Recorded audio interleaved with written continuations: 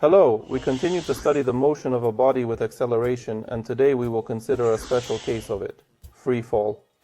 What is free fall? This phenomenon was studied quite a long time ago, and one of the first scientists who was able to answer this question was Galileo Galilei. He conducted his famous experience of throwing various bodies from the Leaning Tower of Pisa and established that bodies, regardless of their shape, size, mass, should fall with the same acceleration to the ground in the absence of air resistance. Let's check this experiment in practice.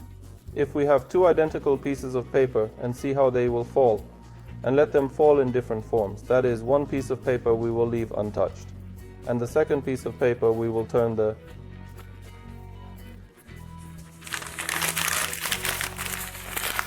into a lump like this. As we understand, these two pieces of paper are exactly the same in mass, but now they have different shapes. The Earth also attracts them to itself equally, and now the question is how they will fall from the same height. We see that a lump of paper fell much faster than a sheet of paper, though once again we repeat that their mass and attraction are the same. This shows that air resistance really has a very great influence on the fall of different bodies, and if this factor is removed, then all bodies will fall in exactly the same way. Galileo told about it in his works, and later this experiment was confirmed by Isaac Newton, who in a pipe from which the air was pumped out was able to reproduce this experiment and prove that really, regardless of the shape, size, mass of objects, all bodies fall to the ground with the same acceleration. And this motion was called free fall.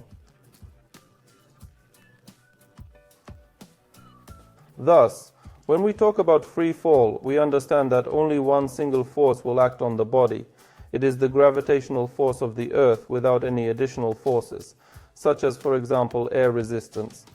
Therefore, in the tasks, when we talk about free fall, we automatically neglect air resistance. Although, of course, this phenomenon will always be present in our life, and in real life we cannot neglect it.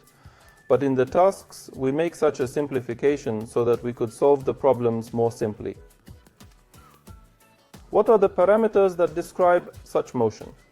First of all, of course, it is the very value of the acceleration with which all bodies fall. In this case, the acceleration of free fall is denoted by the small letter g from the word gravity. And further, we will solve problems using this parameter, substituting it instead of acceleration in all the formulas known to you and me. What is the acceleration of free fall? According to many calculations, it was shown that this value in general varies depending on the area where you and I are. But on average, if we take all the calculations that have been made on Earth, then we come to this approximate value of this value.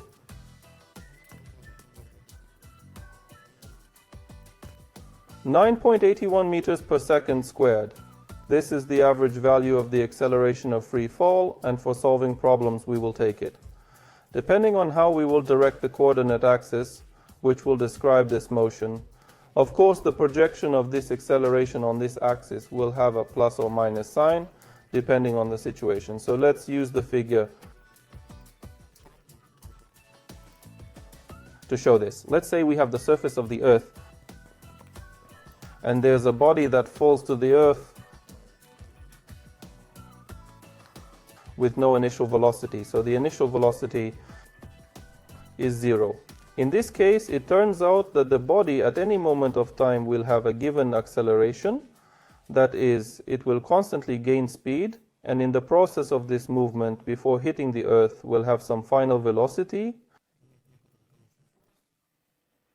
which we can determine by a known law, the law of velocity.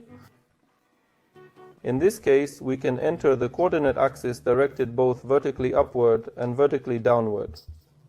In general, there is no big difference here, but suppose for convenience we can y-axis, in which the body moves, to direct downward so that all projections of these values were positive. Then we can write the equation of velocity in this form.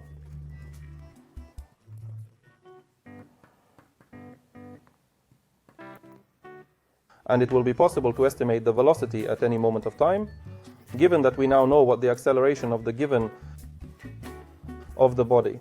Similarly, throwing a body vertically upwards, We can calculate the final velocity of the body in a similar way, knowing the value of the initial velocity and the value of the acceleration.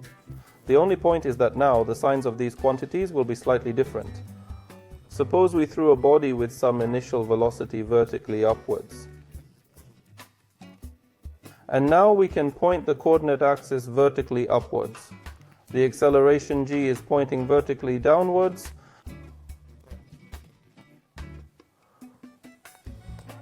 And let's say we need to find the velocity at some point in time. Then we see that this velocity will be determined by the same equation. That is, the initial velocity also has a positive sign of projection, but the acceleration now has a negative sign. So this minus we must add to this equation. And thus we get two equations for calculating velocity, which we will use in solving our problems. This is the first mathematical treatment of this motion using the law of velocity. Of course, free fall is not just the motion of a body falling downward. That is, we must get used to this concept and realize that free fall will be called motion in any direction, regardless of whether the body falls or rises up. The most important thing is that in the process of this movement, nothing but the gravity of the earth acts on the body. This factor we will have to take into account in solving problems. The direction of the throw can be absolutely different. That is, we will consider different situations. This is the falling down, this is the upward movement in the vertical direction, this is the body thrown horizontally and the body thrown at an angle to the horizon.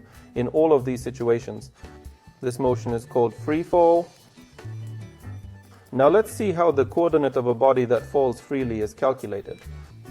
To do this, we will use the already familiar coordinate equations that we derived in the equation of equivariant motion.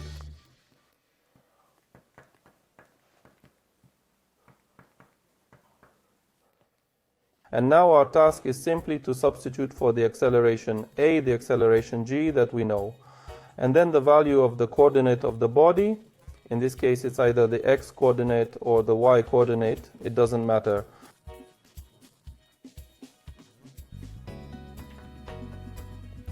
We get an equation for the coordinate like this.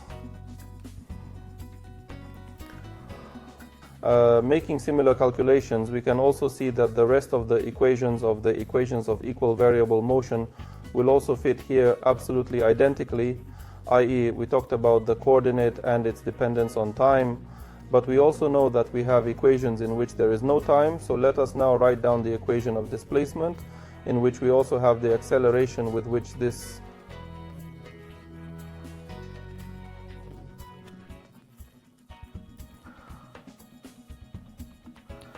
of the body. In this case, s is the vertical displacement of the body, i.e. it is necessary to show that we are considering this motion in the vertical direction, up or down, it does not matter. The main thing is that we will solve problems in the vertical direction. This is the component that this equation will describe.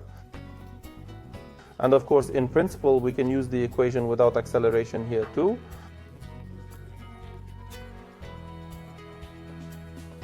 For convenience, we will also use it if we need to relate the initial and final velocities and time of motion of this body. Therefore, in general, all these equations that we talked about today, they will be suitable for solving these problems, and when we consider free fall, we will analyze which of these formulas is more convenient to use to solve the problem. That's all. See you all soon. See you at the practical class.